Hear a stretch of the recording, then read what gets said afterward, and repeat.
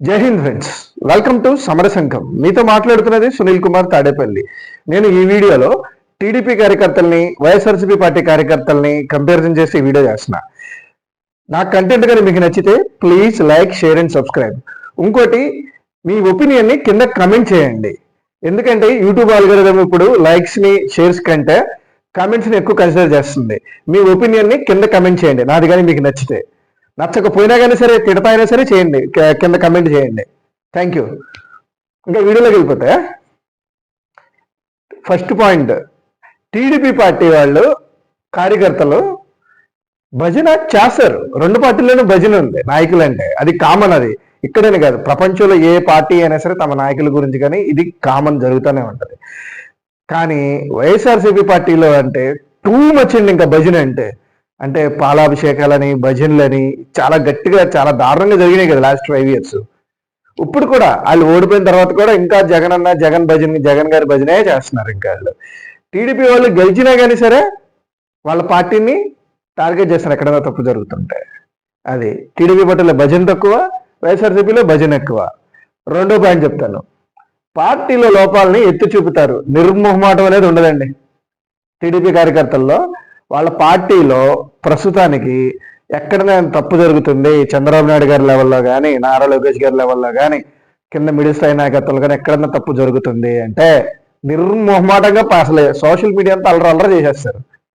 అందాక ఎందుకంటే మీరు చూడండి, స్టార్టింగ్ లో కొంతమంది వైఎస్ఆర్సీపీ పార్టీ యొక్క ఐఏఎస్ ఆఫీసర్లు అందరూ ఉన్నారు కదా పార్టీ ఆవిలో, ఆ పార్టీలోకి, ఆ వైఎస్ఆర్సీపీ పార్టీలో ఉన్నప్పుడు 5 ఏళ్ళు టీడీపీ వాళ్ళు కొంచెం హింస పెట్టిన వాళ్ళందరినీ బాబు గారు కొంచెం తీసుకున్నారు. కానీ వాళ్ళందరూ తీసేయాలని చెప్పి సోషల్ మీడియా అంతా రచ్చర చేసేసారు. అలా ఉంటారు వీళ్ళు టీడీపీ వాళ్ళు. వేరే వైఎస్ఆర్సీపీ వాళ్ళు అనుకోండి, జగన్ ఏం చెప్తే అదే రైట్, ఆయన ఏం చేస్తే అదే రైట్.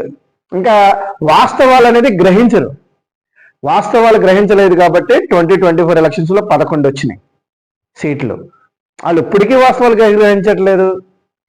నెక్స్ట్ మూడో పాయింట్, నాయకత్వాన్ని ప్రశ్నిస్తారండి. పార్టీ అనేది ఎక్కడన్నా పార్టీకి బాగా పనిచేసిన వాళ్ళని కానీ, ఎవరినన్నా కానీ పార్టీలో అన్యాయం జరుగుతుంది అంటే డైరెక్ట్ నాయకత్వాన్ని ప్రశ్నించేస్తారు. అల్లరే సోషల్ మీడియా అంతా. సోషల్ మీడియానే టీడీపీ పార్టీని స్ట్రెంథన్ చేస్తుంది. ముందు వాళ్ళ లోపల నీటిని వీళ్ళు ఎత్తి చూపించేస్తున్నారు, ఎవరో కాదు.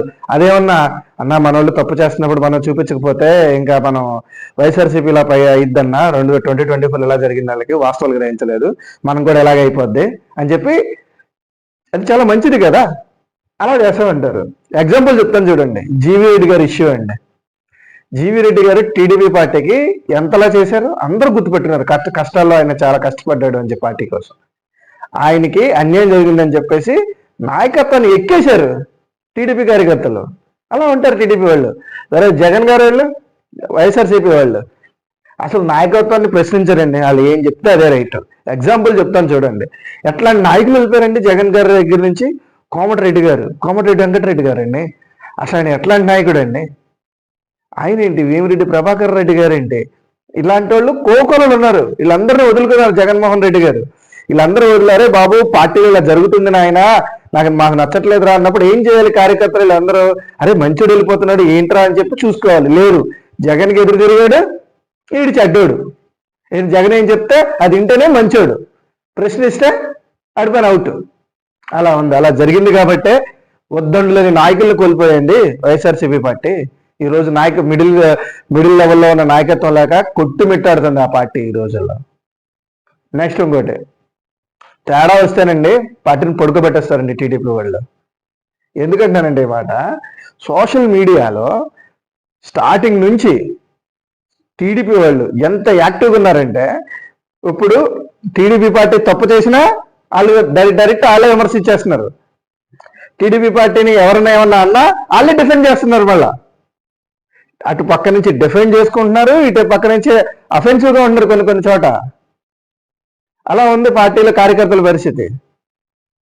నెక్స్ట్ ఇంకోటి, అసలు వైఎస్ఆర్సీపీ సోషల్ మీడియా అనేది ఒక ప్రాపగాండా మిషన్ అండి. ఎంతసేపు ఏంటి అంటే, వాళ్ళకి ఒక 39% ఓటింగ్ వచ్చింది. వాళ్ళందరినీ ఎలాగ మభ్యపెట్టి అందులోనే ఉంచేసి జగన్నే రైటు అని చెప్పాలి అని ట్రై చేస్తూ ఉంటారు ఎంతసేపు. అది ఎంతవరకు కరెక్ట్? అలా మీరు ఆల్రెడీ రియలైజ్ అవ్వాలి. ఎంతసేపు కొంతమంది అండి ఎన్ని రోజులు మోసం చేస్తారు, కొన్ని రోజులు ఎంతైనా మోసం చేసిన ఇంకా డైలీ రెగ్యులర్గా మోసం చేస్తూనే ఉంటారు. ఇంకా అదే పందాన పార్టీ అలా ఆ పందాన్ని నమ్ముకున్న ప్రతి పార్టీ పోయిందే. అందుకనే వైఎస్ఆర్సీపీ పార్టీ ఈ రోజు ఇలా జరిగింది, ఇలా అయిపోయింది పరిస్థితి. నెక్స్ట్ ఇంకోటి, టీడీపీ సోషల్ మీడియా వాళ్ళకి, కార్యకర్తలకి, వీళ్ళకంటూ సొంత ఆలోచనలు ఉంటాయండి. అరే పార్టీ ఇక్కడ సొంత లెవెల్లో కానీ కింద గ్రౌండ్ లెవెల్లో కానీ పార్టీ వచ్చిందా ఓకే, అలా కాదు ఇక్కడ మనం చేద్దామని చెప్పేసి వాళ్ళకి ఆ ఫ్రీనెస్ ఉంటుంది. వాళ్ళు చేసేస్తారు. ఇంకోటి ఏంటి అంటే, అదే జనసేన అనుకోండి, సారీ అదే వైఎస్ఆర్సీపీ పార్టీ అనుకోండి, వైఎస్ఆర్సీపీ పార్టీలో పై నుంచి రావాలి ఏదైనా సరే నిర్ణయం అనేది దాన్ని బట్టే వెళ్ళాలి. వీళ్ళు అలా కాదు. టీడీపీ వాళ్ళైతే వాళ్ళకంటూ సొంత నిర్ణయాలు ఉంటే వాళ్ళు చేసుకుని వెళ్ళిపోతూ ఉంటారు. అది పరిస్థితి.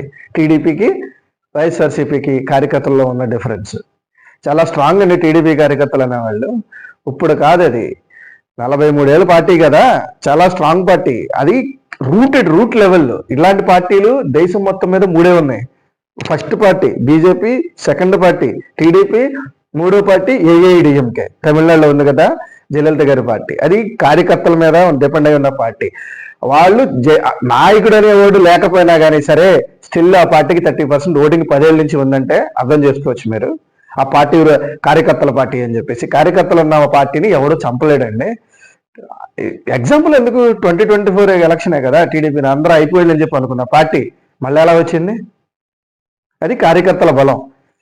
ఎంతసేపు ఏంటంటే జగన్మోహన్ రెడ్డి గారు అయినా సరే కార్యకర్తల్ని స్ట్రెంథన్ చేసుకోవాలి. ఆ ప్రోగ్రామ్స్ కానీ, వర్క్షాప్స్ కానీ ఇవన్నీ పెట్టుకోవాలి. ఇవన్నీ పెట్టవు. అదే టీడీపీని అయితే చంద్రబాబు నాయుడు గారు ఒక ఆర్గనైజేషన్ లాగా, ఒక పార్టీ లాగా కాకుండా ఒక కంపెనీ లాగా వచ్చారు. కొత్త పార్టీలో ఏంటంటే కొత్త నాయకత్వాన్ని, కొత్త నీరుని ఎంకరేజ్ చేస్తూ ఉంటారు.